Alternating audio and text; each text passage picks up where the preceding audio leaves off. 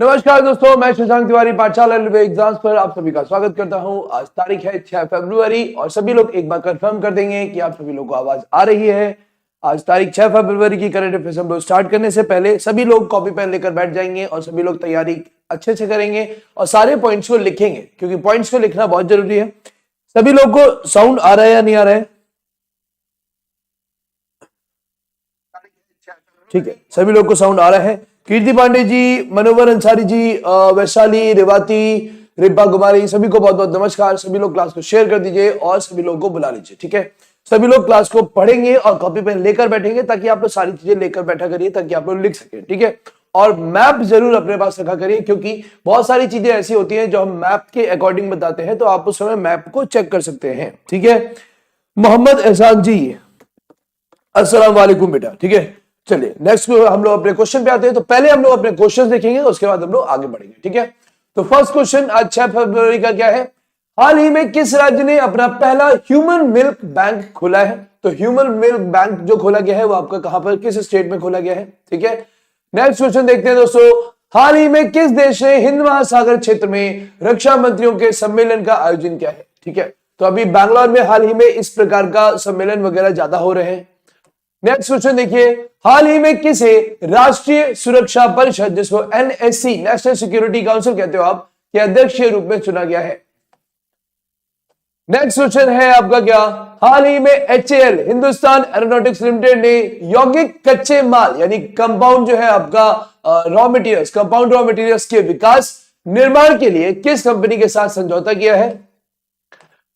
Next question है दोस्तों, हाल ही में ईआईयू लोकतंत्र सूचकांक जो एक इंडेक्स बनाया जाता है में कौन सा देश 53वें स्थान पर रहा है? ठीक है, तो इसमें हमें यह भी जानना है कि ईआईयू लोकतंत्र सूचकांक बनाता कौन है या बनता कैसे? ठीक है, नेक्स्ट क्वेश्चन देखते हैं दोस्तों। हाल ही में किस कंपनी को अमेरिका से दुनिया का पहला कार्बन न्यूट्रल ऑयल मिला है? तो इंडिया में सबसे बड़ी ऑयल रिफाइनरीज में आपकी जामनगर रिफाइनरी है जो कि रिलायंस इंडस्ट्रीज की है, तो उनको ही ये दिया गया है। हाल ही में कौन भारत की सबसे कम उम्र की महिला पायलट बनी है? तो ध्यान रखिए, यहां पर महिला पायलट की बात हो रही है, फाइटर प्लेन पायलट की बात नहीं हो रही है। ठीक है, नेक्स्ट क्वेश्चन देखेंगे। हाल ही में केंद्र सरकार ने किसको सेंट्रल ब्यूरो ऑफ इन्वेस्टिगेशन, जिसको आप सीबीआई कहते हैं, के अंतरिम निदेशक के रूप में नियुक्त किया है? नेक्स्ट क्वेश्चन, हाल ही में कौन सबसे मूल्यवान भारतीय सेलिब्रिटी अभी हाल ही में बने हैं? तो भारत के 10 जो मूल्यवान सेलिब्रिटी बने हैं उनके बारे में हम लोग बड़े आराम से पढ़ेंगे और सारे सीक्वेंस को पढ़ लेंगे। ठीक है, सभी लोग क्लास को शेयर भी करेंगे भाई। ठीक है, और ये आपका लास्ट क्वेश्चन आपका, हाल ही में भारत अमेरिका का संयुक्त सैन्य अभ्यास कहां शुरू हुआ है? आपको यह भी बताना है कि इंडिया और अमेरिका के बीच जो ज्वाइंट मिलिट्री एक्सरसाइज होती है उसका नाम क्या है? ठीक है, चलिए ये है दोस्तों आज के आपके क्वेश्चन और हम लोग अपनी क्वेश्चंस को स्टार्ट करते हैं।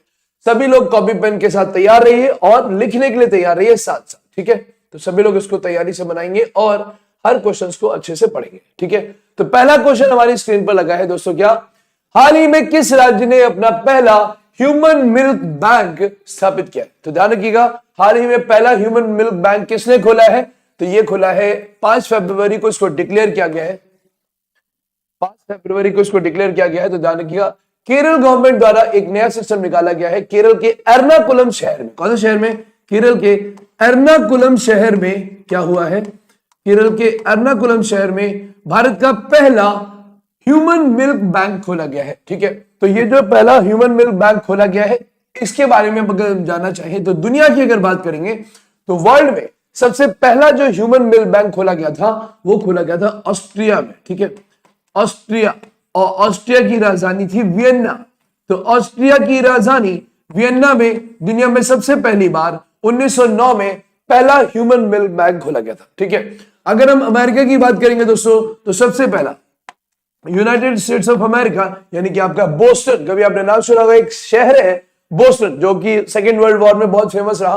बोस्टन टी पार्टी फेमस थी। तो यूएसए के बोस्टन में 1919 में वहां का अमेरिका का पहला ह्यूमन मिल्क बैंक खोला गया था। तो वर्ल्ड का पहला ह्यूमन मिल्क बैंक जो है वो आपका ऑस्ट्रिया की राजधानी वियन्ना में स्थापित होता है। ठीक है, अब हम यहां पर देखते हैं अपने भारत के बारे में। तो भारत सरकार द्वारा अभी हाल ही में केरल के जो आपके स्वास्थ्य राज्य मंत्री हैं, जो आपके स्टेट के जो स्वास्थ्य मंत्री हैं वो के शैलजा जी, तो के शैलजा जो राज्य के स्वास्थ्य मंत्री हैं, इन्होंने अभी हाल ही में क्या किया है, एर्नाकुलम में एक ह्यूमन मिल्क बैंक को क्या करवाया है, स्थापित करवाया है। क्लियर हो गया दोस्तों? ध्यान रखिएगा, ये ह्यूमन मिल्क बैंक के लिए समझौता लास्ट ईयर 2020 में ही हो गया था, जो कि आपके राज्य का जो स्वास्थ्य विभाग है, जो कि के शैलजा के हाथ में है, और आपका केरल का एक रोटेरी क्लब है जिसका नाम है रोटेरी क्लब ऑफ कोची। ध्यान रखिएगा, rotary club of Cochin global. तो rotary club of Cochin global plus जो स्वास्थ्य विभाग है राज्य सरकार का, इनके बीच में 2020 में ही यह समझौता हो गया था कि 2021 के प्रारंभ में हम क्या करेंगे, मेमोरेंडम ऑफ अंडरस्टैंडिंग, जिसको आप बोलते हो क्या, साझेदारी हो गई थी 2020 में ही कि हम 2021 के प्रारंभ में भारत का पहला ह्यूमन मिल्क बैंक स्थापित करेंगे। और यह कहां पर स्थापित हुआ है दोस्तों, एर्नाकुलम में। क्लियर हो गया सभी का क्लियर है दोस्तों? तो यहां पर हम बात करेंगे, अगर अब हम बात करते हैं अपने केरल स्टेट की, तो केरल के मुख्यमंत्री जी कौन है भाई, पिनाराई विजयन है। ठीक है, सभी लोग केरल के गवर्नर के बारे में मुझे बताएंगे, गवर्नर कौन है भाई, तो यहाँ के गवर्नर के बारे में आपको बताना है, एक हम पढ़ेंगे एक आप बताइए। और केरल का अगर हम लोग मेन चीजों की बात करें तो केरल की मेन चीजों में ध्यान रखिएगा, अभी हाल ही में एक महीने के अंदर जनवरी के महीने में केरल में क्या स्टार्ट हुआ है, केरल में सबसे पहले केरल में एक अल्लापुजा में एक संग्रहालय बन रहा है, जो कि आपका मजदूरों के आंदोलन से संबंधित संग्रहालय है। ठीक है, तो अब ये क्लियर हो गया। पहला कहां पर खोला गया था, ऑस्ट्रिया के वियना में 1909 में, अमेरिका में यूएसए में खोला गया, भारत में भी कहां खोला जा रहा है, एर्नाकुलम में खोला जा रहा है। ठीक है, क्लियर है सभी का? के शैलजा जी वहां के राज्य के स्वास्थ्य मंत्री हैं, और स्वास्थ्य विभाग और rotary club of Cochin global ने एमओयू किया था, मेमोरेंडम ऑफ अंडरस्टैंडिंग किया था, साझेदारी की थी 2020 में कि 2021 के प्रारंभ तक एर्नाकुलम में भारत का पहला ह्यूमन मिल्क बैंक स्थापित किया जाएगा। क्लियर हो गया दोस्तों? तो ये हो गया आपका ह्यूमन मिल्क बैंक। क्लियर है सभी का? चलिए यहां पर हम लोग आगे के क्वेश्चंस पे आते हैं। सभी लोग क्लास को शेयर करेंगे भाई, सभी लोग क्लास को शेयर करते रहिए। Very good. आरिफ मोहम्मद खान जी वहां के गवर्नर है, बिल्कुल सही। Silent valley is famous for, silent valley जो नेशनल पार्क है, प्लस इराम्बिकुलम और पेरम्बिकुलम वहां के नेशनल पार्क फेमस है। ठीक है, सभी क्लियर है? बिल्कुल सही। One school one IAS Kerala, बिल्कुल सही है। क्या बात है, क्या बात है। ठीक है, अब अगर हम लोग केरल की बात करें तो one school one IAS program जो चला है, one school one IAS program जो चला है वो किसने चला है, केरल की गवर्नमेंट ने चला है। ठीक है दोस्तों, एक अगर हम यहाँ की केरल की और तत्कालीन अभी की वर्तमान योजनाओं की बात करें तो केरल की गवर्नमेंट अभी वहां पर क्या बना रही है, संग्रहालय बना रही है। क्या बना रही है, संग्रहालय बन रहा है, जो कि मजदूरों के आंदोलन से संबंधित एक संग्रहालय है, जो कि अल्लापुजा में बन रहा है। केरल में और क्या हो रहा है तो ध्यान रखिएगा, केरल के कोचीन से अभी कुछ ही दिन पहले हम लोगों ने पढ़ा था, केरल के कोचीन से लेकर कर्नाटका के मैंगलोर तक एक नेचुरल गैस पाइपलाइन खींची जा रही है, यानी कि आपकी प्राकृतिक गैस की पाइपलाइन बिछाई जा रही है, जो कि gas authority of India limited क्या करिए उसको स्थापित कर रही है। क्लियर हो गया? तो ये अभी हाल ही में गुजरात में आपके केरल में होने वाले नए कार्यक्रम है, जो अभी हाल ही में वहां पर घटित हुए हैं। ठीक है, क्लियर होगा दोस्तों? चलिए इसकी थ्योरी हम लोग देख लेते हैं। तो केरल 5 फरवरी 2021 को अपना पहला संग्रहालय, पहला ह्यूमन मिल्क बैंक क्या करने वाला है, स्थापित करने वाला है। ठीक है, तो 5 फरवरी को स्थापित हो गया। ये अत्याधुनिक सुविधा है और केरल के स्वास्थ्य मंत्री जो है के शैलजा जी ने इसको एर्नाकुलम जनरल अस्पताल, एर्नाकुलम जनरल जो हॉस्पिटल है उसमें इसको खोला जाएगा। Rotary club of Cochin global के सहयोग से एक मिल्क बैंक की स्थापना की गई थी। तो राज्य के जाने की स्वास्थ्य विभाग के साथ इनका 2020 में रोटेरी क्लब का समझौता हुआ था। क्लियर हो गया दोस्तों? तो इसको ध्यान रखिएगा। उसके बाद केरल के जो सीएम है वो कौन है, पिनाराई विजयन है। केरल के राज्यपाल आरिफ मोहम्मद खान है और राजधानी इनकी त्रिवेंद्रम है। क्लियर हो गया? बाकी जो इनकी अभी अन्य योजनाएं हैं वो हम लोगों ने रिवाइज कर ली। किसी भी स्टेट के बारे में पढ़िए तो उनकी जो योजनाएं चल रही हैं उनको एक बार रिवाइज करते रहना बहुत जरूरी होता है। ठीक है, इससे जितनी बार हम रिवाइज करते हैं उतनी बार चीजें हमारे लिए क्लियर हो जाती हैं।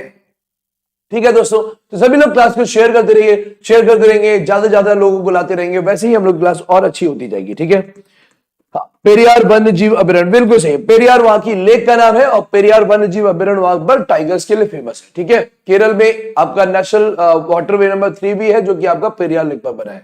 चलिए नेक्स्ट क्वेश्चन देखते हैं दोस्तों। हाल ही में किस देश ने हिंद महासागर क्षेत्र में रक्षा मंत्रियों के सम्मेलन का आयोजन किया? तो ध्यान रखिएगा, नन ऑफ दी अदर कौन होगा, भारत होगा। अब मैं आपको बता दूं, अभी हाल ही में बैंगलोर में बहुत बड़े बड़े जो सम्मेलन हुए हैं, जैसे आपने कल पढ़ा था बैंगलोर में क्या हो रहा है। अभी हाल ही में बैंगलोर में, कल ही मैंने आपको बताया था कि अभी हाल ही में बैंगलोर में भारत के अड़ोसी पड़ोसी देश जितने भी हैं उनके एयर चीफ मार्शल्स को बुलाकर वहां पर सम्मेलन कराया गया था। तो ध्यान रखिएगा वो वहां पर हुआ। उसके बाद अगर हम यहां पर और भी चीजें इनकी देखेंगे तो ध्यान रखिएगा आपका येल हैंस का, ध्यान रखिएगा बैंगलोर में जो येल हैंस का एयर फोर्स स्टेशन है, इस स्टेशन की अगर बात करें तो इस स्टेशन पे बहुत सारे अभी हाल ही में आपके सम्मेलन और आयोजन हो रहे हैं। तो आपके केरल के, कर्नाटका के बैंगलोर में येलहंसा एयरफोर्स स्टेशन पे अभी हाल ही में हिंद महासागर के क्षेत्र के, इंडियन ओशन क्षेत्र के जितने भी देश हैं उनके रक्षा मंत्रियों की बैठक आयोजित की गई। ठीक है, तो ध्यान रखिएगा भारत सरकार द्वारा बैंगलोर में येलहंसा एयरफोर्स स्टेशन में अड़ोसी पड़ोसी देश जितने भी हैं जो कि हिंद महासागर से रिलेटेड है, ध्यान रखिए इंडियन ओशन ग्रुप कहते हैं इसको, इंडियन ओशन ग्रुप, यानी कि जो हिंद महासागर के क्षेत्र की तरफ आते हैं। तो हिंद महासागर क्षेत्र में पीस, वहां की सिक्योरिटी और वहां के विकास के लिए इन लोगों ने भी हाल ही में बैठक की। तो यहां पर तमाम देशों के जो कि इंडियन ओशन से रिलेटेड है उन लोगों के देशों की क्या हुई है, येलहंसा एयरफोर्स स्टेशन में इनका सम्मेलन हुआ है, जिसको कि इन लोगों ने एरो इंडिया की बैठक के दौरान किया है। ठीक है, अब एरो इंडिया के बारे में आपको बता दूं, अभी मैं आपको बताता हूं, इसके बारे में पहले देखते हैं। तो देखिए हिंद महासागर के क्षेत्र के आसपास के जितने भी देश हैं वहां के सारे रक्षा मंत्रियों ने येलहंसा एयरफोर्स स्टेशन बैंगलोर में अभी हाल ही में सम्मेलन आयोजित किया। ठीक है, इनका उद्देश्य क्या था, इस बैठक का उद्देश्य था, इसका विषय क्या था, पीस। इसका उद्देश्य क्या था, पीस के साथ इसकी security, piece security and cooperation, piece security and cooperation, यानी कि आपसी सहयोग, कोऑपरेशन इन इंडियन ओशन, ये इस बार की बैठक का, जो रक्षा मंत्रियों की बैठक हुई है उनकी बैठक का थीम था। ठीक है, तो इस बार का विषय ये रखा गया। अब मैं आपको एरो इंडिया के बारे में बता देता हूं, ध्यान रखिएगा एरो इंडिया क्या है, ध्यान रखिएगा एरो इंडिया एक एयर शो है। एरो इंडिया एक एयर शो है जो हर 2 साल में इसको आयोजित किया जाता है मेनली। तो ये अभी इस बार 2021 को ये जो एरो इंडिया जो आपका एयर शो आयोजित किया जा रहा है, ये कहां पर ही होता है, येलहंसा एयरफोर्स स्टेशन में ही होता है। ठीक है, तो ये एरो इंडिया की शुरुआत 1996 में, ध्यान रखिएगा 1996 में, 1996 में एक एयर शो शुरू किया गया था इंडियन एयरफोर्स द्वारा, जो कि हर साल होगा एरो इंडिया के तहत। और एरो इंडिया के तहत ये कहां पर होगा, येलहंसा एयरफोर्स स्टेशन में होगा। फिर इसको द्विवार्षिक कर दिया गया कि अब यह हर 2 साल में होता है। तो अभी येलहंसा एयरफोर्स स्टेशन में कल मैंने आपको बताया था, कल ही जो एयर चीफ मार्शल है, अड़ोसी पड़ोसी देशों के जो एयर चीफ मार्शल्स हैं उनकी एक उच्च स्तरीय बैठक हुई थी। ठीक है, यह भी येलहंसा में ही हुई। अभी आपका हाल ही में रक्षा मंत्रियों की बैठक हुई जिसका विशेष ये रखा गया, और ये 3 से लेकर 7 फरवरी को हर 2 साल के अंदर आपका एरो इंडिया जो एयर शो होता है वो 1996 से शुरू हुआ था, और ये भी आपका येलहंसा एयरफोर्स स्टेशन में होता है। तो ये सारी जितने बैठकें हो रही हैं ये सब एरो इंडिया एयर शो के दौरान ही हुई। ठीक है, और ध्यान रखिएगा एरो इंडिया एयर शो के दौरान ही हमारे भारत की बैंगलोर में स्थापित ही HAL, जिसको आप बोलते हो हिंदुस्तान एरोनॉटिक्स लिमिटेड, ने भारत में हल्के लड़ाकू विमान बनाने के लिए एक कंपनी से वहां पर क्या किया, एक कंपनी से वहां पर सौदा भी किया है। तो यहां पर HAL के सौदे भी किसमें आ रहे हैं, एरो इंडिया में, जो कि अभी आपके क्वेश्चन में आएगा। ठीक है, तो एरो इंडिया के शो में बहुत कुछ हुआ है। एरो इंडिया के शो में 3 तारीख से आपकी एयर चीफ मार्शल्स की बैठक हुई है। एरो इंडिया के शो में ही अभी रक्षा मंत्रियों की बैठक हो गई जो कि हिंद महासागर के लिए इस विषय पर आधारित थी।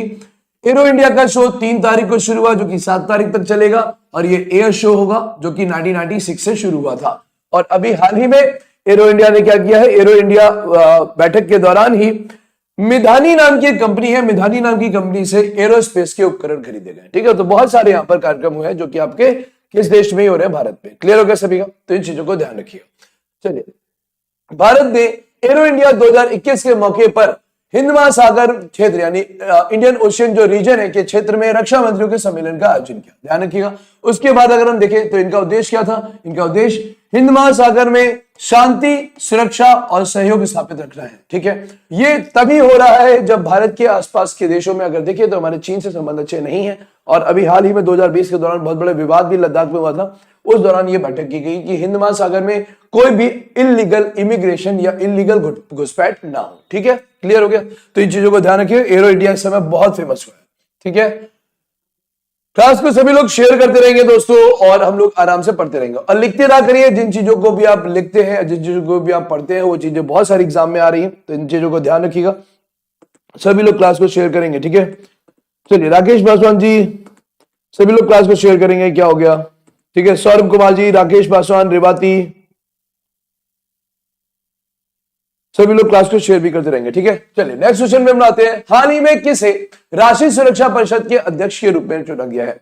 राष्ट्रीय सुरक्षा परिषद की अगर हम लोग बात करें दोस्तों, तो ये आपका नेशनल सिक्योरिटी काउंसिल कहा जाता है, जो कि तत्कालीन प्रधानमंत्री अटल बिहारी वाजपेयी जी के शासन में 1998 में शुरू हुआ था। ठीक है, नेशनल सिक्योरिटी काउंसिल यानी राष्ट्रीय सुरक्षा परिषद के जो नए प्रेसिडेंट बने हैं वो बने हैं एस.एन. सुब्रमण्यम। ध्यान रखिएगा, एस.एन. सुब्रमण्यम 2017 से, कौन से वर्ष से? 2017 से ये आपके जो चीफ बने बैठे हैं। तो ध्यान रखिएगा, इनका जो एनएससी का जो इनका कार्यकाल है, ध्यान रखिएगा इनका कार्यकाल अभी भी 3 वर्ष का है। ठीक है, तो 3 वर्ष के लिए ये क्या किए गए? 3 वर्ष के लिए ये नियुक्त किए गए। ठीक है, अगर हम इन्हीं की बात करें एस.एन. सुब्रमण्यम, तो ध्यान रखिएगा एस.एन. सुब्रमण्यम ही लार्सन एंड टर्बो जो कंपनी है, ध्यान रखिएगा लार्सन एंड टर्बो कंपनी के भी क्या है? ये चेयरमैन और एमडी है। ठीक है, अभी हाल ही में ये इसके मैनेजिंग डायरेक्टर और सीईओ भी है। किसके? लार्सन एंड टर्बो के। ठीक है, लार्सन एंड टर्बो की बात करेंगे अगर, तो लार्सन एंड टर्बो की स्थापना कब हुई थी? ध्यान रखिएगा 1973 में हुई थी, 1973 में हुई थी। ठीक है, तो अभी ये एस.एन. सुब्रमण्यम जी जो है ये आपके एनएससी के हाल ही में क्या बने हैं? अध्यक्ष बने हैं। कितने साल के? 3 साल के। 2017 से ये एल.एन.टी लार्सन एंड टर्बो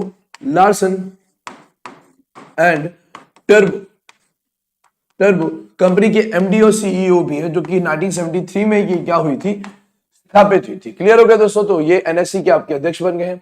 अगर हम लोग अजय सिंह की बात करें तो ध्यान रखिएगा अजय सिंह कौन है? ध्यान रखिएगा अभी हम लोगों ने 2 दिन पहले पढ़ा था, स्पाइस जेट के जो चीफ है वो कौन है इस समय? आपके अजय सिंह। ठीक है, अजय सिंह इसमें शेयर होल्डर भी है और स्पाइस जेट के सीईओ भी है। क्लियर है? तो अजय सिंह जी आपके कौन है? स्पाइस जेट के हैं, और आपके सुब्रमण्यम जी एनएससी नेशनल सिक्योरिटी काउंसिल क्या बन गए हैं? अध्यक्ष बन गए। कितने साल के लिए बने भाई? 3 साल के लिए बने। क्लियर हो गया सभी का? सभी का क्लियर है?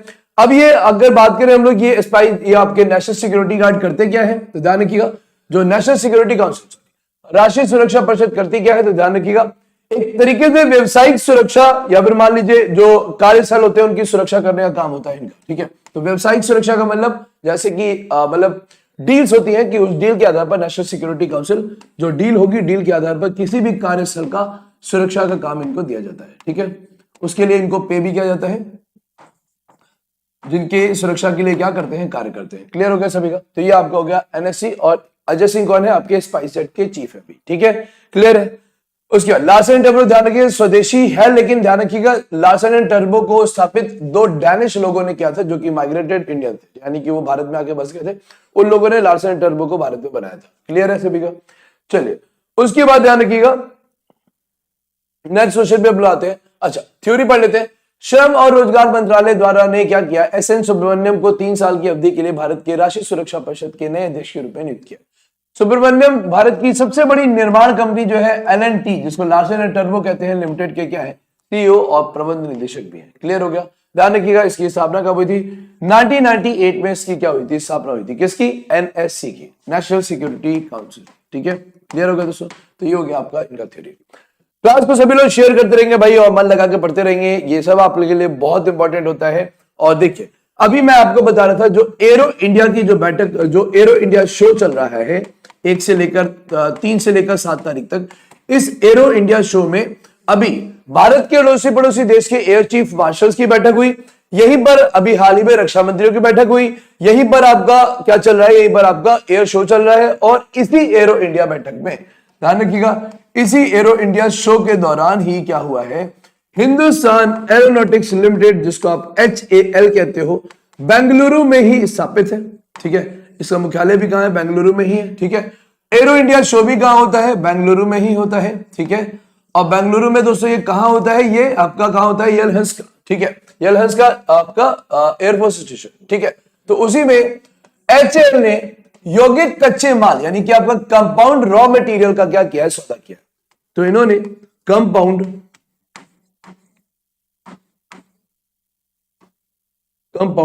रॉ मटेरियल का क्या किया है, सौदा किया है। और ये कंपाउंड रॉ मटेरियल का सौदा किससे ले किया है, तो ध्यान रखिएगा, अभी हाल ही में मैंने आपको बताया था भारत सरकार ने 83 लाइट कॉम्बैट एयरक्राफ्ट, जिसको आप तेजस विमान कहते हो, उनके जो उपकरण है या उनका जो ढांचा है उसको बनाने के लिए जो ये रॉ मटेरियल की जरूरत है, ये रॉ मटेरियल प्रदान करेगा कौन, ये रॉ मटेरियल प्रदान करेगी कौन, मिधानी नाम की कंपनी प्रदान करेगी। कौन प्रदान करेगा, मिधानी नाम की एक कंपनी है। तो ध्यान रखिएगा, मिधानी नाम की एक कंपनी एचएएल से सौदा कर रही है और एचएएल से सौदा करके ये क्या करेगी, एचएएल को कंपाउंड रॉ मटेरियल प्रदान करेगी।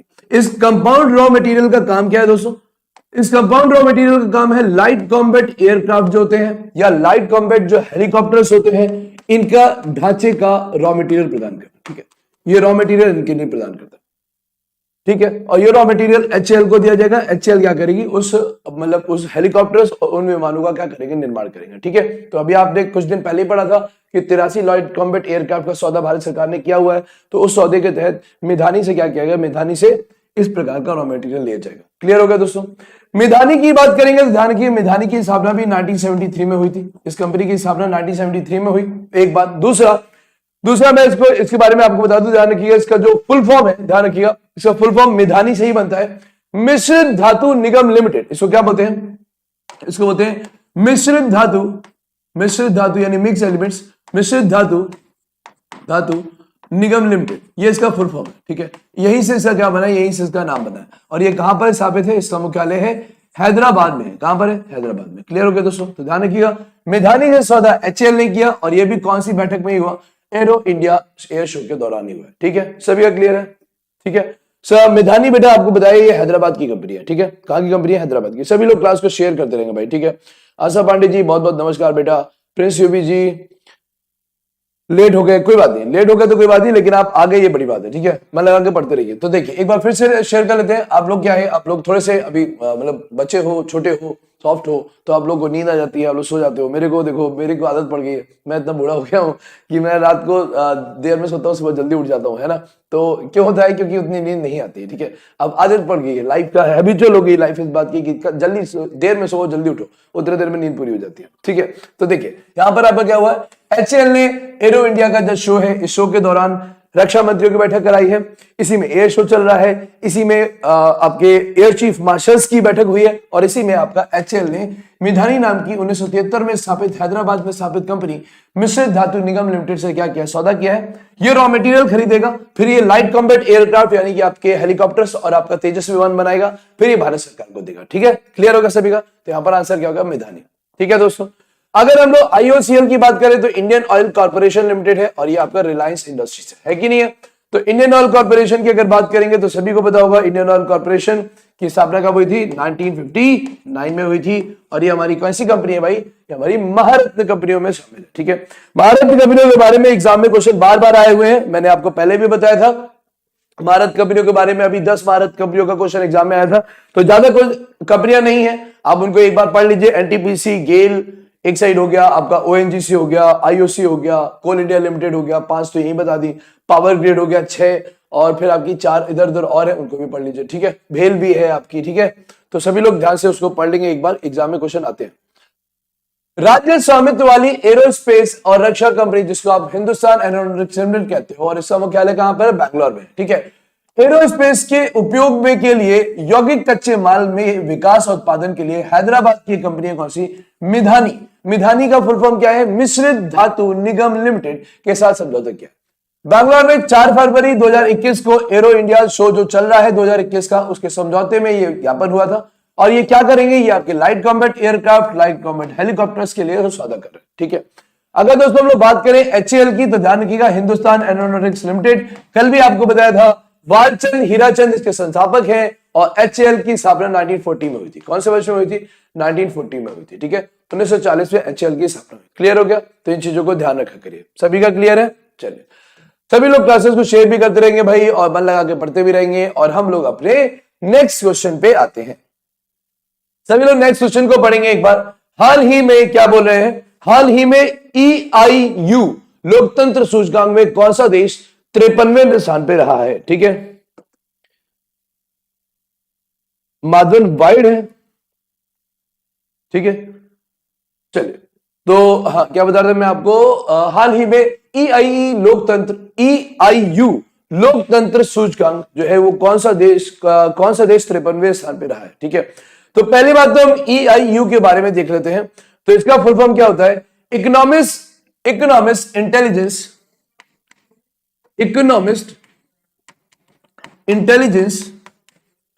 इंटेलिजेंस यूनिट है। ठीक है, ये इसका फुल फॉर्म है। ठीक है, इकोनॉमिस्ट इंटेलिजेंस यूनिट, आपको मैं बता दूं, एक फाइनेंशियल सलाहकारी क्या है, एक संस्था के रूप में काम करती है। ध्यान रखिएगा, ये क्या करते हैं, दुनिया भर में डेमोक्रेटिक कंट्रियां जो लोकतंत्र देश है उनका किस तरीके से सिस्टम चल रहा है। जैसे भारत दुनिया का सबसे बड़ा लोकतांत्रिक देश है, लेकिन भारत का नंबर 53वां है। ठीक है, ध्यान रखिएगा, भारत को इनकी लिस्ट में जो सूचकांक आया उसमें 53वां नंबर दिया गया है। तो इकोनॉमिक्स इंटेलिजेंस यूनिट जो है, ध्यान रखिएगा, ये यूनिट है, इसी को बोलते हैं क्या, यही लोग हर साल जो डेमोक्रेसी इंडेक्स जारी करते हैं। ठीक है, ये इंडेक्स जो जारी किया जाता है विश्व भर के 167 कंट्रीज को लेकर जारी किया जाता है। ठीक है, और 167 कंट्रीज में भारत का नंबर इस बार कितना आया है? भारत का नंबर 53वां नंबर है। भारत 2 स्थान और खिसक गया है, तो भारत का नंबर 53rd है। ठीक है, तो इस बार भारत को 53वां स्थान दिया गया है डेमोक्रेसी के क्षेत्र में, यानी कि आपका लोकतंत्र के क्षेत्र में। क्लियर होगा सभी का?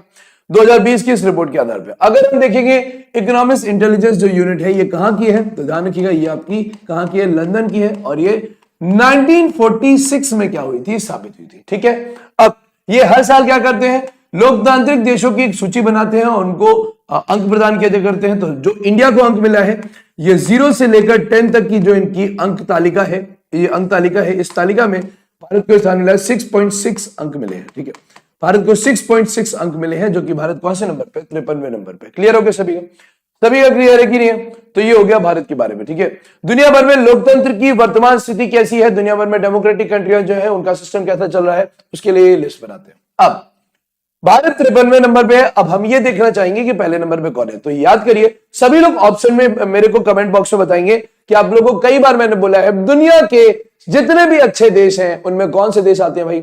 नॉर्वे, स्वीडन, डेनमार्क, फिनलैंड, बताया था आपको, ऑस्ट्रेलिया, न्यूजीलैंड, बताया कि नहीं बताया? ध्यान रखना, कभी आपको नहीं आता है, अगर मान लीजिए 51वां नंबर नहीं है बेटा, भारत का 53वां नंबर है। ठीक है, सभी का क्लियर है? तो ध्यान रखिएगा, अगर आपको नहीं आता है तो आप यहां पर क्या करिए, आप यहां पर तुक्के लगाने शुरू करिए। ध्यान रखिएगा, नॉर्वे ही दुनिया के सबसे अच्छे प्रशासन वाले देशों में है, और भारत का नॉर्वे का नंबर कौन सा है?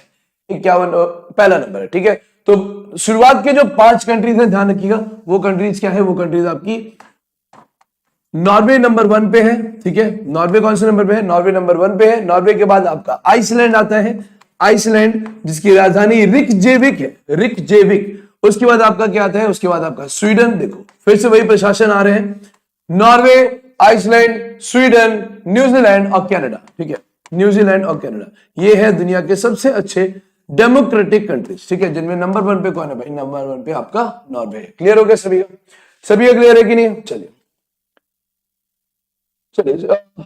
हाँ, नॉर्वे नंबर 1 पे क्लियर है सभी का? नॉर्वे का, डेनमार्क नहीं बेटे, नॉर्वे, हाँ, नॉर्वे के बाद यहां पर नंबर में आपका आइसलैंड है, फिर स्वीडन है, फिर आपका न्यूजीलैंड है। ठीक है, क्लियर हो गया?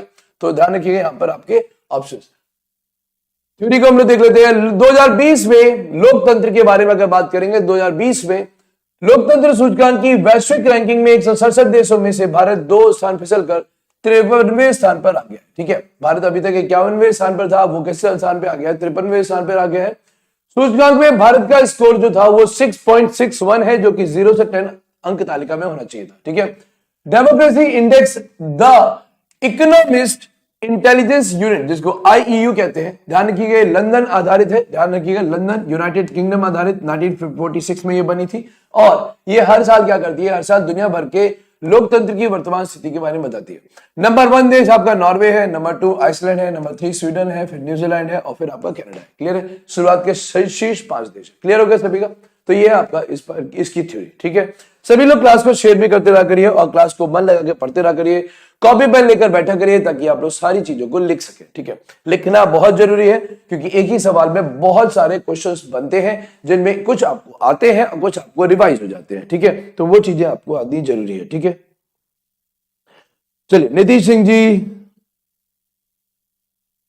आशा पांडे, सभी लोग क्या करें, सभी लोग क्या करेंगे, मन लगा के पढ़ेंगे और क्लास को शेयर भी करेंगे, ठीक है। चलिए, हाल ही में किस कंपनी को अमेरिका से दुनिया का पहला कार्बन न्यूट्रल ऑयल मिला है? तो ध्यान रखिएगा, इन सभी में जो सबसे ज्यादा इस समय कमा रहे हैं, कौन कमा रहा है? रिलायंस इंडस्ट्रीज लिमिटेड कमा रही है, ठीक है। तो रिलायंस इंडस्ट्रीज लिमिटेड ने अभी हाल ही में क्या किया है? अभी हाल ही में क्या प्राप्त किया है?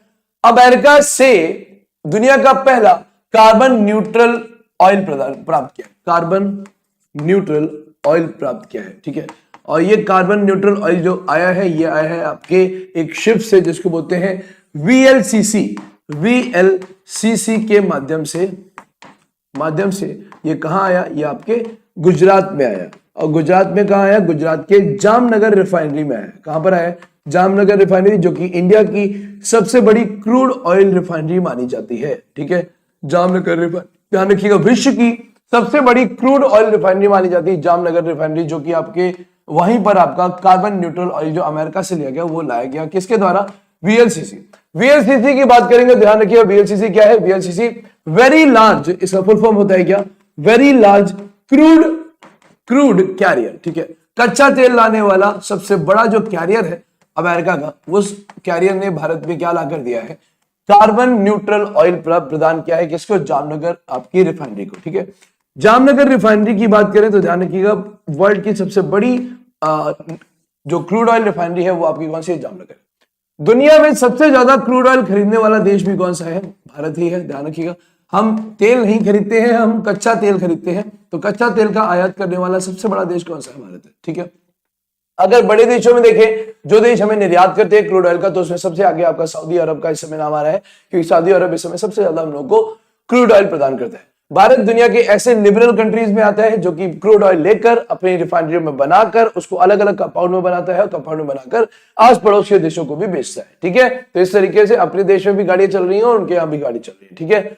लोकतांत्रिक देशों की एक मैं आपको बात बता रहा था, दुनिया का सबसे बड़ा लोकतांत्रिक देश कौन सा है? भारत है। और ध्यान रखिएगा, एग्जाम में कभी कभी आ जाता है, दुनिया का सबसे छोटा जो लोकतांत्रिक देश है वो कौन सा है? वो आपका सेशेल्स है। ध्यान रखिएगा, इसको लिख लीजिएगा, दुनिया का सबसे छोटा जो लोकतांत्रिक देश है वो कौन सा है? सेशेल्स है, जो कि आपका अफ्रीका में है, ठीक है। अरब सागर के साइड पड़ता है, क्लियर है? वो मैं आपको बताना भूल गया, ठीक है। तो ध्यान रखिएगा, इंडिया ने क्या किया? इंडिया की रिलायंस इंडस्ट्रीज लिमिटेड ने अमेरिका से कार्बन न्यूट्रल ऑयल जो प्राप्त किया है, ये कहां से, किस कंपनी से प्राप्त किया? तो ध्यान रखिएगा, ये जिस अमेरिका की जिस कंपनी से ये प्राप्त किया गया है उसका नाम है ऑक्सीडेंटल। ध्यान रखिएगा, ऑक्सीडेंटल नाम की ऑयल कंपनी है, OCCIDENTL, ठीक है।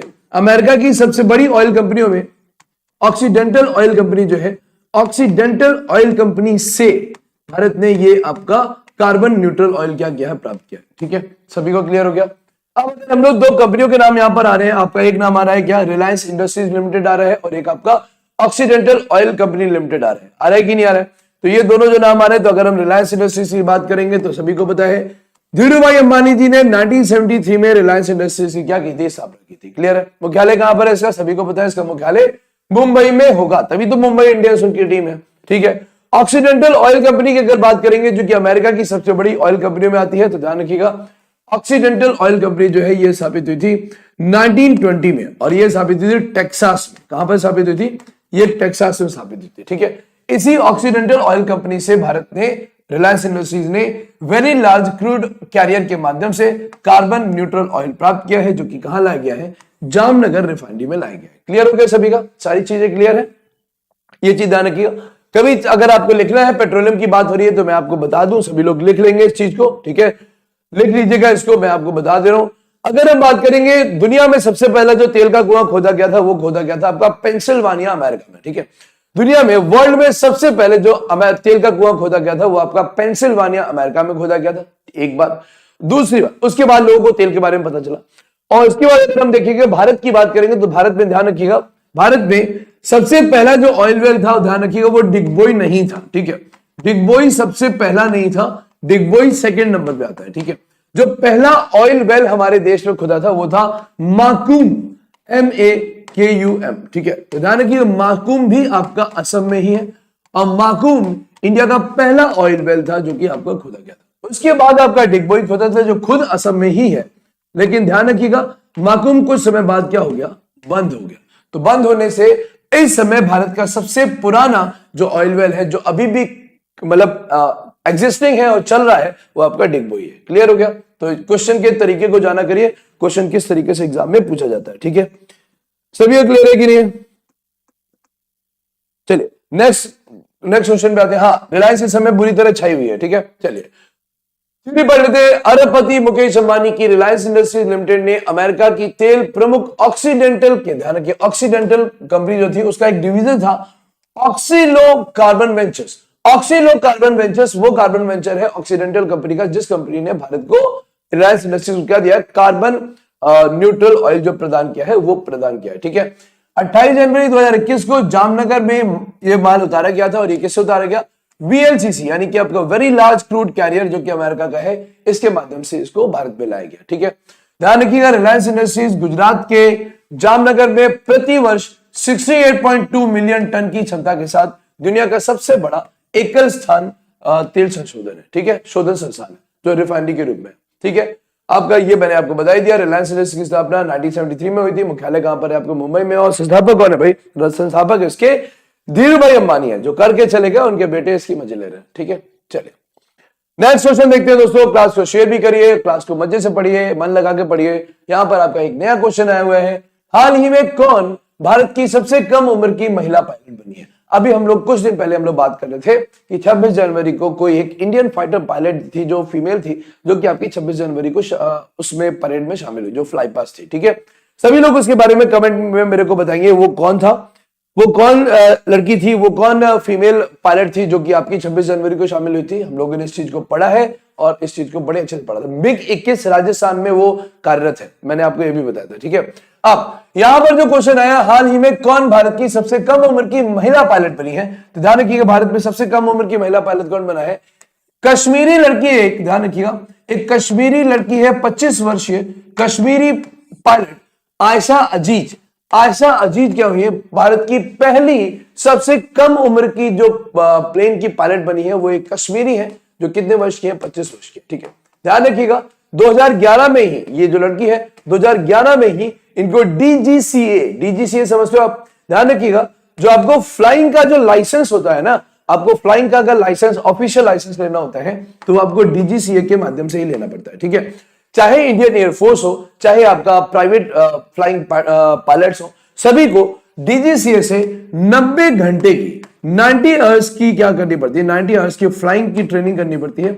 90 घंटे की फ्लाइंग अगर आपने सही सलामत की है एक साथ मतलब एक बार में नहीं रह के, लेकिन हाँ कोई भी क्रैश नहीं हुआ या कोई भी नुकसान नहीं हुआ है, तो डीजीसीए द्वारा अधिकृत आपको लाइसेंस दे दिया जाता है जिससे कि आप एक ऑफिशियल पायलट बन जाते हैं। ठीक है, तो ये ऑफिशियल पायलट बनने की जो बात है ध्यान रखिएगा, ऑफिशियल पायलट बनने की अगर बात करेंगे तो डीजीसीए की अप्रूवल के बिना कोई भी एयरफोर्स हो या फिर आपका कोई भी प्राइवेट पायलट हो वो पायलट नहीं बन सकता। ठीक है, तो अभी हाल ही में 2011 में 15 वर्ष की उम्र में तो भारत की सबसे कम 15 वर्ष की उम्र में ये लड़की क्या बनी थी, ये लड़की लाइसेंस प्राप्त करने वाली लड़की थी जो कहां से अप्रूवल पाई, डीजीसीए से। तो अभी 25 वर्ष की उम्र में इनको पायलट का मतलब इनको जॉब मिली और ये कैसी है, कश्मीरी लड़की है। ठीक है, सभी को क्लियर है? सभी लोग कमेंट बॉक्स में मेरे को बता चुके होंगे, शायद मैं देख लेता हूं कि आपको, हाँ बिल्कुल सही। ठीक है, बिल्कुल सही है इशफाक।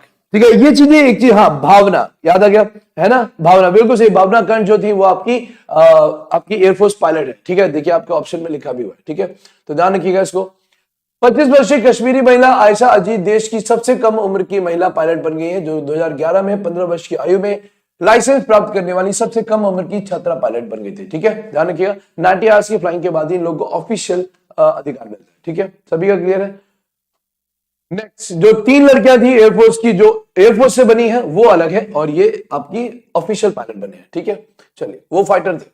नेक्स्ट क्वेश्चन आता है दोस्तों, देखिए नेक्स्ट क्वेश्चन क्या आपकी स्क्रीन पे, हाल ही में केंद्र सरकार ने किसको सीबीआई के अंतरिम निदेशक के रूप में नियुक्त किया। अगर हम लोग दोस्तों सीबीआई की बात करेंगे तो सेंट्रल बैंक ऑफ वो सेंट्रल ब्यूरो ऑफ इन्वेस्टिगेशन। ठीक है, एक सेंट्रल ब्यूरो ऑफ इन्वेस्टिगेशन भी है और एक आपका CID भी होता है, जिसको आप जो आप डिटेक्शन के लिए बनते हैं। ठीक है, तो ये तो बहुत पुराने हैं। अब हम लोग भी बात करते हैं CBI के अंतरिम निदेशक जो है, तो ध्यान रखिएगा अंतरिम निदेशक किसको बनाया गया, अजय कुमार को, प्रवीण सिन्हा को या RK शुक्ला को, ध्यान रखिएगा। अभी हाल ही में प्रवीण सिन्हा को CBI का क्या बनाया गया, CBI का इनको अंतरिम निदेशक बनाया गया। ठीक है, ये किसके स्थान पे बने हैं, तो ये इन्होंने अपना पद त्याग दिया है। कौन, RK शुक्ला जी ने अपना पद त्याग दिया है और इनका कार्यकाल खत्म होने के बाद RK शुक्ला के बाद प्रवीण सिन्हा जी को क्या बनाया गया, CBI का चीफ बनाया गया। क्लियर है।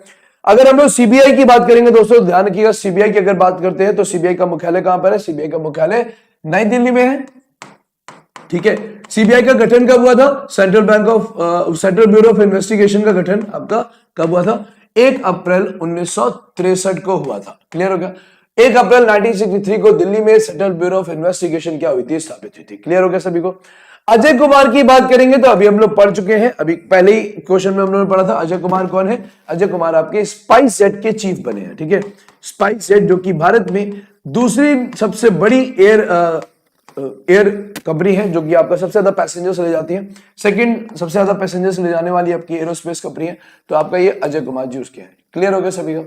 और ये जो आपकी स्पाइस जेट है, स्पाइस जेट का मुख्यालय कहां पर है, हम लोग पहले भी पढ़ चुके हैं। इनका मुख्यालय गुड़गांव में है, लेकिन ये भारत के 2 आपके एयर स्टेशन से काम करते हैं। एक तो आपका ये हैदराबाद से काम करते हैं, हैदराबाद से इनकी सबसे ज्यादा फ्लाइंग होती है, और दूसरा इनका IGI यानी कि इंदिरा गांधी इंटरनेशनल हवाई अड्डे सबसे ज्यादा फ्लाइंग होती है। ठीक है, क्लियर है सभी का।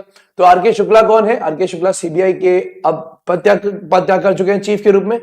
प्रवीण सिन्हा जी नए बने हैं और आपको अजय कुमार जो है वो आपके स्पाइस जेट के। सभी लोग बताएंगे मनोज सिन्हा कौन है भाई, मनोज सिन्हा और मनोज मुकुंद कौन है। हम लोग इनके बारे में बहुत पढ़ चुके हैं, बहुत बार इनके बारे में हम लोगों ने क्लास में पढ़ा है कि एक मनोज सिन्हा है और एक मनोज मुकुंद है।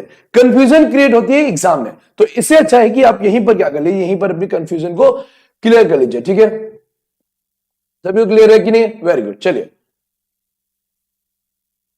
नेक्स्ट क्वेश्चन में आते हैं। नेक्स्ट क्वेश्चन एनालिसिस बेटा आप लोगों को क्या करना पड़ेगा, एनालिसिस के लिए आप लोगों को द एडुस्टोर का एप्लीकेशन डाउनलोड करना पड़ेगा। उसको एप्लीकेशन को डाउनलोड करने के बाद वहां पर लिंक दिया हुआ है, आप वहां से सारे PDF निकाल सकते हो। ठीक है, या फिर मेरे को समय मिल जाएगा, मैं कल संडे है तो आप मेरा नंबर लिख सकते हैं। आप लोग मेरा नंबर आप लोग लिख लीजिए, मेरा नंबर है 8303197750।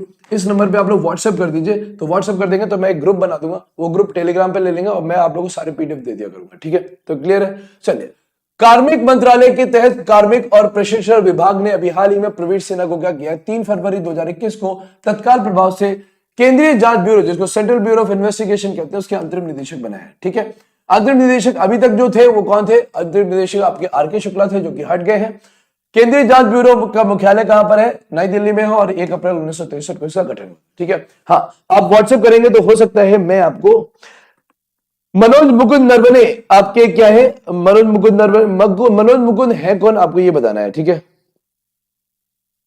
मनोज सिन्हा जम्मू कश्मीर के लेफ्टिनेंट गवर्नर है, गवर्नर। ठीक है, आर्मी चीफ, बिल्कुल सही बात है, आर्मी चीफ है आपके कौन, मनोज मुकुंद जी। ठीक है, चलिए नेक्स्ट क्वेश्चन पे हम आते हैं। नेक्स्ट क्वेश्चन देखते हैं दोस्तों। नेक्स्ट क्वेश्चन क्या है, हाल ही में कौन सबसे मूल्यवान भारतीय सेलिब्रिटी बने हैं, तो ध्यान रखिएगा आपको एक फाइनेंशियल सलाहकारी एक संस्था है जो कि आपकी डफ एंड फिल्म्स के नाम से जानी जाती है। ध्यान रखिएगा, एक फाइनेंशियल एडवाइजरी कंपनी है डफ एंड फिल्म्स। ये डफ एंड फिल्म्स क्या है, ध्यान रखिए, डफ और फिल्म्स 2 अलग अलग व्यक्ति हैं, यूरोपियन है।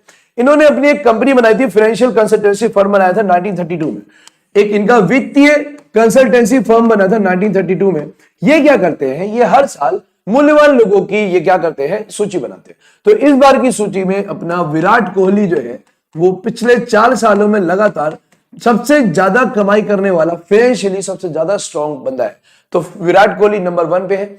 अगर उसके बाद देखेंगे तो मेहनत करने वाले अक्षय कुमार, भले ही मूवी उनकी बहुत ज्यादा बड़े बैनर की नहीं होती है, लेकिन वो मेहनत बहुत करते हैं। तो सेकंड नंबर पे कौन है, आपके अक्षय कुमार है। ठीक है, थर्ड नंबर की अगर हम लोग बात करेंगे तो थर्ड नंबर की बात करेंगे तो कौन आएगा, आपके रणवीर सिंह है। और आप खुद ही देख रहे होंगे, रणवीर सिंह हो या विराट कोहली हो या अक्षय हो, ये तीनों ही सबसे ज्यादा लेबर करने वाले व्यक्ति हैं। ठीक है, तो विराट, अक्षय और रणवीर सिंह ये आपके भारत के 3 सबसे ज्यादा इंडियन ऐसे मोस्ट वैल्यूएबल इंडियन सेलिब्रिटी माने गए हैं। जो आपके नंबर 1 पे कौन है, विराट है, नंबर 2 पे अक्षय है, नंबर 3 पे कौन है, रणवीर सिंह है। और ये किसने घोषणा की है, ये आपकी डफ एंड फिलिप्स नामक एक फाइनेंशियल कंसल्टेंसी फर्म ने की है, जो कि 1932 में क्या हुई थी, स्थापित हुई थी। क्लियर हो गया। ध्यान रखिएगा ये इंडियन बेस्ड फर्म नहीं है, वैसे तो ये यूएसए बेस्ड है, लेकिन इनको लिस्ट बनाने का अधिकार तो सभी को होता है। ठीक है, तो विराट कोहली, अक्षय कुमार और आपके रणवीर सिंह नंबर 1, 2, 3 नंबर पे है। ठीक है, उसके बाद अगर बात करेंगे तो ध्यान रखिएगा, उसके बाद चौथे नंबर पे आपके शाहरुख खान है, चौथे नंबर पे शाहरुख खान है। पांचवें नंबर पे नन ऑफ द अदर, इनके द्वारा बनाई हुई जो एक्ट्रेस है दीपिका पादुकोण, जो इन्हें वो डेब्यू करवाया था। उसके बाद छठे नंबर पे आपकी आलिया भट्ट है। आलिया भट्ट आपकी छठी मोस्ट वैल्यूएबल इंडियन सेलिब्रिटी बनी गई है। ठीक है, उसके बाद सातवें नंबर पे आपके आयुष्मान खुराना घोषित किए गए हैं। आयुष्मान खुराना जो कि अपने ही दम पे इंडस्ट्री में आने वाला है, और ये सिंगिंग से लेकर एक्टिंग और प्रोड्यूसिंग सब कर लेते हैं। ठीक है, उसके बाद आपके सलमान खान घोषित हुए हैं, सलमान खान। ठीक है, सलमान खान के बाद आपके आते हैं कौन, फिर आपके अमिताभ बच्चन आते हैं। ठीक है, सलमान खान के बाद अमिताभ बच्चन, और लास्ट 10th नंबर पे आपके जो डिक्लेयर हुए हैं वो ऋतिक रोशन है। ठीक है, ऋतिक रोशन। तो ये भारत की 10 सबसे बड़ी आपकी इंडियन पॉपुलर सेलिब्रिटीज है, जो आपकी मोस्ट वैल्यूएबल है। नंबर 1 पे विराट, अक्षय, रणवीर, शाहरुख, दीपिका, आलिया, आयुष्मान खुराना, सलमान, अमिताभ बच्चन, और आपके 10वें नंबर पर ऋतिक है। तो ये किसने डिक्लेयर किया है, ये डफ एंड फिलिप्स ने डिक्लेयर किया है। सभी का क्लियर है। तो यहाँ पर आपका पहले 3 यहाँ पर लिखे हुए थे, नंबर 1 पे विराट है, नंबर 2 पे अक्षय है, और नंबर 3 पे रणवीर है। ठीक है, सभी लोग क्लास को शेयर भी करते रहा करिए, ताकि आप लोगों को मन लगा के आप लोग पढ़ाई करते रहे, और आप लोग मन लगा के सारे नोट्स बनाते रहे। बहुत सारे क्वेश्चन दोस्तों एग्जाम में आते हैं ऐसे, जो हम लोग ओरली पढ़ लेते हैं, वो चीजें एग्जाम में आ जाती है। तो उन चीजों को करने के लिए आपको क्या करना पड़ेगा, सलमान खान की रेटिंग गिर गई है ना। तो ये कोविड-19 की वजह से भी अक्षय कुमार ने 25 करोड़ रुपए दान दिए, तो कहीं ना कहीं थोड़ा बहुत तो फायदा ये होता भी है। ठीक है, तो ध्यान रखिएगा। ठीक है, चलिए नेक्स्ट क्वेश्चन क्या थ्योरी देख लेते हैं। भारतीय क्रिकेट टीम के कप्तान विराट कोहली को लगातार चौथे साल आपको इनकी सूची में 2020 में सबसे मोस्ट वैल्यूएबल सेलिब्रिटी का खिताब दिया गया है। ठीक है, नंबर 1 पे ये है, नंबर 2 पे आप पे अक्षय कुमार है, नंबर 3 पे आपके रणवीर सिंह है, नंबर 4 पे आपके शाहरुख खान है, नंबर 5 पे दीपिका पादुकोण, नंबर 6 पे आलिया भट्ट। ठीक है, आलिया भट्ट, और आपके आयुष्मान खुराना नंबर 7 पे, नंबर 6 पे। ठीक है, ठीक है, नंबर 7 पे। उसके बाद आपके आते हैं आपके मोस्ट वैल्यूएबल अदर्स में, अगर आते हैं तो अदर्स में आपके अमिताभ बच्चन है, अमिताभ बच्चन के साथ सलमान खान है, सलमान का साथ ऋतिक रोशन भी है। ठीक है, क्लियर है सभी का। इस चीज को ध्यान रखिएगा, ये किस कंपनी द्वारा इस लिस्ट को बनाया जाता है, डफ एंड फिलिप्स। ये 2 अमेरिकन थे जिन्होंने 1932 में फाइनेंशियल कंसल्टेंसी फर्म खोली थी। ठीक है, चलिए आपने ऐसे ही सुना होगा, कुछ क्रेडिट रेटिंग एजेंसियां भी होती हैं। क्रेडिट रेटिंग एजेंसी जैसे स्टैंडर्ड एंड पुअर, आपने सुना होगा फिच, एक है मूडीज। तो ये भी क्या है, मूडीज हो या स्टैंडर्ड एंड पुअर हो, तो ये यूरोपियंस के नाम है। अपने नाम के आधार पर इन लोगों ने क्या किया था, अपने नाम के आधार पर इन लोगों ने क्रेडिट रेटिंग एजेंसियां खोली थी, और फिर बाद में नई नई भी आ गई, आपकी क्रिसिल वगैरह भी आ गई, जो आपके इंडिया में चलती है। ठीक है, चलिए हाल ही में भारत अमेरिका का संयुक्त सैन्य अभ्यास कहां शुरू हुआ है, तो ये कहां पर हुआ है, राजस्थान में। अगर देखा जाए तो कौन सा सैन्य अभ्यास शुरू हुआ है, तो ध्यान रखिएगा इसका नाम क्या है, युद्ध अभ्यास नाम है। क्या नाम है इसका, युद्ध अभ्यास। ठीक है, भारत और अमेरिका के बीच जो मिलिट्री एक्सरसाइज होती है, ज्वाइंट मिलिट्री एक्सरसाइज दोस्तों, उसको बोलते हैं युद्ध अभ्यास, जो कि सन 2002 से क्या हुई थी, शुरू हुई थी। ठीक है, सन 2002 से युद्ध अभ्यास को शुरू किया गया था। ठीक है, इसके बाद ध्यान रखिएगा ये कहां पर आयोजित होने वाली है, ये आपकी राजस्थान में हो रही है। ठीक है, राजस्थान में इसको वेन्यू बनाया गया इसका। दूसरा, ये तभी हो रहा है, अमेरिका ने तभी पहल की है, जब ये अभी हाल ही में इंडिया और फ्रांस की जो एयरफोर्स है, इंडिया फ्रांस की जो एयरफोर्स है, इन लोगों ने भी ज्वाइंट एक्सरसाइज की थी। कहां पर, इंडिया और फ्रांस की अभी हाल ही में पिछले महीने हम लोगों ने पढ़ा, इंडिया और फ्रांस की जो ज्वाइंट एयरफोर्स एक्सरसाइज हुई है, जिसमें मिग 29 और पहली बार राफेल जो विमान है उसको यूज किया गया था, दोनों देश उसको यूज कर रहे थे। तो ज्वाइंट एयरफोर्स एक्सरसाइज जो हुई थी वो भी आपकी राजस्थान में ही आयोजित की गई थी, है ना, जो कि नाइट वर्जन में इसके वो किए गए थे अभ्यास। तो अभी हाल ही में आपका 2002 से स्थापित युद्ध अभ्यास को इंडिया और अमेरिका कहां पर आयोजित कर रहे हैं, आपके राजस्थान में आयोजित कर रहे हैं। क्लियर हो गया दोस्तों, तो ये तो हो गया इंडिया और अमेरिका के बीच में होने वाला, क्या, इंडिया और अमेरिका के बीच में होने वाला युद्ध अभ्यास। क्लियर है। उसके बाद अगर हम लोग बात करेंगे, ध्यान रखिएगा इस बार जो कौन सा एडिशन है, तो ये 16th एडिशन है, 16वीं बार भारत और अमेरिका क्या कर रहे हैं, युद्ध अभ्यास कर रहे हैं। ठीक है, सभी का क्लियर है, सभी क्लियर है कि नहीं। कौन सी तारीख से शुरू होगा ये आपका 8 फरवरी से स्टार्ट होगा और ये 21 फरवरी तक चलेगा। ठीक है, ये सैन्य अभ्यास यहां तक चलेगा। इंडिया और फ्रांस के बीच जो था वो केवल 5 दिन का था, जो एयरफोर्स एक्सरसाइज थी। ठीक है, क्लियर है। एयरफोर्स एक्सरसाइज में खर्च भी ज्यादा होते हैं। अब यहां पर और क्या क्वेश्चन बन सकते हैं एग्जाम में, और क्या बनेंगे, तो ध्यान रखिएगा, इंडिया अमेरिका के बीच जैसे युद्ध अभ्यास होता है वैसे ही इंडिया अड़ोसी पड़ोसी देशों के साथ या फिर यूरोपियन देशों के साथ सैन्य अभ्यास करता है। संयुक्त सैन्य अभ्यास की अगर बात करेंगे जो कि एग्जाम में अगर आ सकते हैं, तो ध्यान रखिएगा एग्जाम में कौन कौन से आ सकते हैं। आपका एग्जाम में आ सकता है, एक आता है हैंड इन हैंड, ये बहुत पॉपुलर है क्योंकि ये ज्यादा हुआ नहीं है, ठीक है, लेकिन ये एक ऐसे देश के साथ हैंड इन हैंड नाम की जो संयुक्त सैन्य अभ्यास होता है, आप लोग बताएंगे, मैंने आपको पढ़ाया भी था कि हैंड इन हैंड का जो संयुक्त सैन्य अभ्यास है ये किन दो देशों के बीच में होता है, तो ये आपका इंडिया और किसके बीच में है बताइए, ठीक है। उसके बाद एक होता है जिसका नाम है इंद्र, क्या नाम है, इंद्र, तो इंद्र 1 2 3 करके एक्सरसाइज होती है। उसके बाद ध्यान रखिएगा, उसके बाद आपका क्या आता है, एक आता है सूर्य किरण आता है, एक सूर्य किरण नाम की एक्सरसाइज भी है।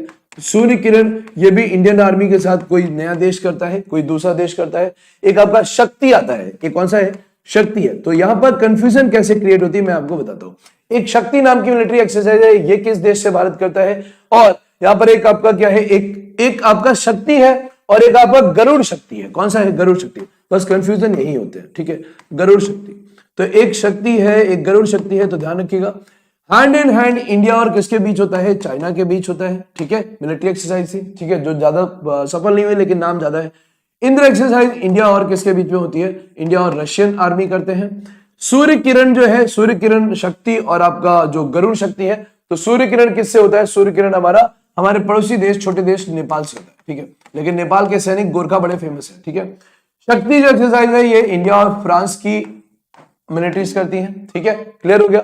और अगर गरुड़ शक्ति देखेंगे तो गरुड़ शक्ति इंडिया और इंडोनेशिया के बीच होने वाला संयुक्त सैन्य अभ्यास है, क्लियर हो गया सभी का। तो इन चीजों को ध्यान रखिएगा, ये जो सबसे ज्यादा एग्जाम में आपसे पूछे गए हैं वो यही है, ठीक है। अड़ोसी पड़ोसी देश बहुत पूछे जाते हैं। और एक और ध्यान रख लीजिए, एक और है संप्रीति। संप्रीति जो है वो इंडिया और बांग्लादेश है, ठीक है। एक संप्रीति नाम की एक्सरसाइज भी है जो कि पड़ोसी देश है हमारा। तो संप्रीति नाम की जो मिलिट्री एक्सरसाइज है ये इंडिया और कौन करता है, बांग्लादेश करते हैं, ठीक है, सभी का क्लियर। तो इस तरीके से याद रखा करिए। जैसे नोमैडिक एलिफेंट है, नोमैडिक एलिफेंट आपका इंडिया और मंगोलिया के बीच होता है, बहुत कम हुआ है लेकिन नाम इसका बहुत ज्यादा है, ठीक है, सभी का क्लियर है कि नहीं है। हाँ पूजा शाह जी, ये क्लास बेटा 10:30 पे सुबह स्टार्ट होती है, सभी को मैं बता दूं, आज ठीक ठाक लोग आए हैं तो मैं आप लोगों को बता दूं, ये क्लास सुबह 10:30 पे स्टार्ट होती है और 10:30 पे करंट अफेयर्स की क्लास आपकी 1 घंटे तक लगभग चलती है। 10 क्वेश्चन है लेकिन यहाँ आपके बहुत सारे क्वेश्चन बनते हैं।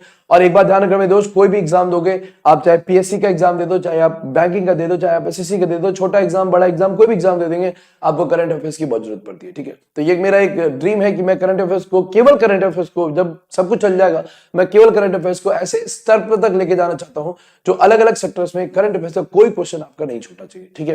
तो अभी तो इसकी स्टार्टिंग है, लेकिन आप लोग अगर जुड़े रहेंगे, अच्छी मात्रा में आप लोग आते रहेंगे, तो आपको एक दिन में करंट अफेयर्स की 2 क्लासें आप लोगों को मिलने लगेंगी, जिसमें एक आपका एग्जाम बेस्ड होगा और एक आपका डेली बेस्ड भी होगा, ठीक है। तो एग्जाम बेस्ड भी मैं लेकर आऊंगा अलग से, ठीक है।